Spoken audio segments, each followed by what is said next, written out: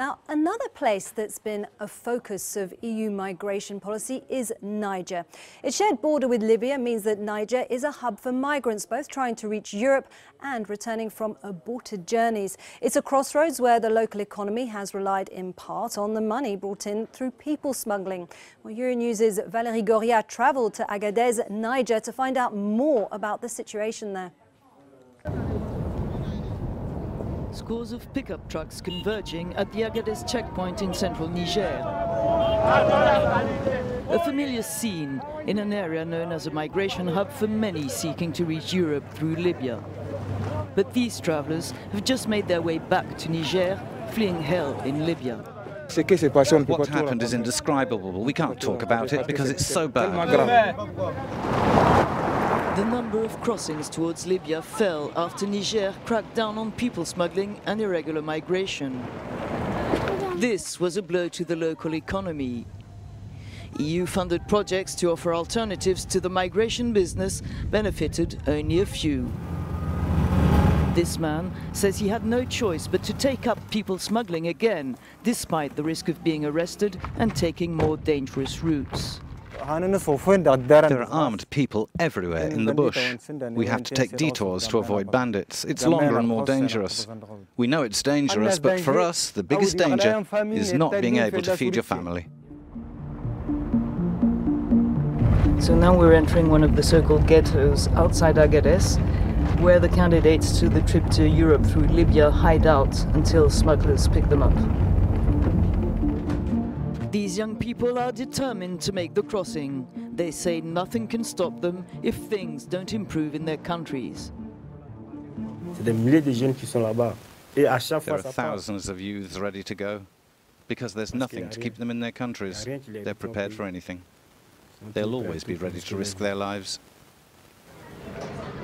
Pressure on Agadez is heightened by the presence of thousands of migrants waiting to go back to their own countries or hoping to get to Europe via legal routes. Since we cannot go back home, we're looking for a place that is more favourable to us, where we can be safe and have a better chance in life.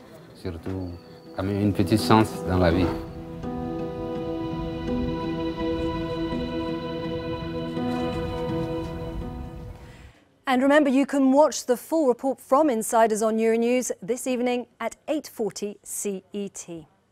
And joining me now in the studio is Valérie Goria. Valérie, thanks so much. So you mentioned the EU policy is not having the intended effect in your report there on Niger. Can you tell us more about that policy and why it's not effective? Well, there are two different things that the EU is doing in Niger, which is a major hub for migration. One of them is helping Niger curb migration, so that's working since the number of crossings to Libya have significantly fallen, but it's mainly due to the Nigerian law cracking down on smuggling. But that's had a strong effect on the local economy in Agadez. There are about 7,000 people who are estimated to have been directly involved in the migration business previously, and only about 5% of them have benefited from what is called a reconversion package, an EU-funded reconversion package meant to help them start new activities. So it's very few people and the amounts are small. The other thing the EU is doing is funding huge development projects.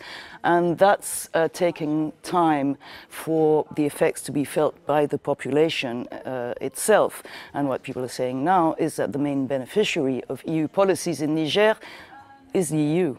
Now, you met a lot of young men there in that report. Can you tell us a bit about their stories? Yes, well, there are different types of people I've met. Those who have been through hell are discouraged, want to go home. Those who are political refugees and are hoping to get asylum in third countries, mainly in Europe, the legal way, and they're just waiting in a limbo because it takes time. And those, such as you've seen at the end, who are so-called economic migrants, and they're saying they're fleeing bad government. They're fleeing bad bad governance, they're fleeing economic strife, and nothing will stop them. They're very aware of what's going on. They know the boats are being stopped in the Mediterranean.